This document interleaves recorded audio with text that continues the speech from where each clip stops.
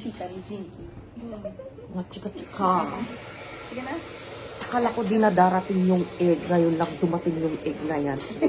Ayer na yan. I got the eye of the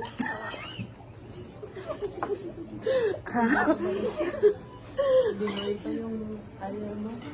music pa lang nakaka-relax na dito, Madam Rai. Kinulat Madam pala Bia. Yes. Diba? Social ako. Feeling namin social kami.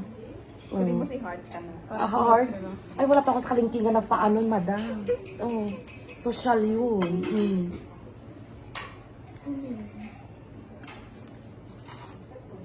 Namit ko nga pa. Crunchy masarap. Nami yung tinapay? Ay, nag-iilunggo na rin ako ngayon. Tinuturuan ako. Oo. May tono. Ang social ng nilagang itlog. Itlog. Tingnan mo. Eh, mag-change career na ta? Vlogger na pa. Ah? Vlogger na tayo. Mag-vlog na kami. Ano social na tama yung pagpaano ng Itlog? Mag-hot and bread. Ano bang itlog? Sinusubo ba o kakainin mo? Ako kasi isubo lahat eh. Diba? Isusubo ko lahat to. Naaano ko kay Madam Rai. Na ano yung ano kasi siya innocent brainchild. O, si Bia!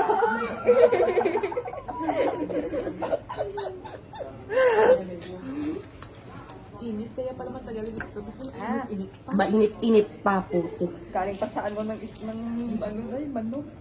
Ano to? Ano lang sa ano? Kabibi. Ano pa lang sa lutuan. Ang init-init ng itlog. Kaya pag nilalagay dyan, para hindi kami initan. Oo, init-init.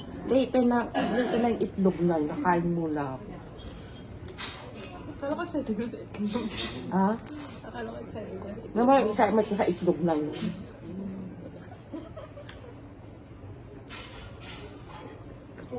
Paano naging hot choco to? Ang lamig na.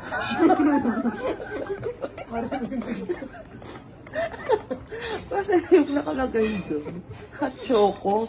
Ano to? Order mo din. Masyadong cult na. May basa. May itlog dahil. Ha? Kakaiba yung itlog? Basa? Bakit basa yung itlog? Di ba hard-boiled egg? Mas gusto ko to. Mas gusto Gusto mo ko yan? talaga yung hard. Hard? Mahilig sa hard? Sabi mo. Gusto ko ng hard-boiled egg. Hard-boiled egg. Hard-boiled egg.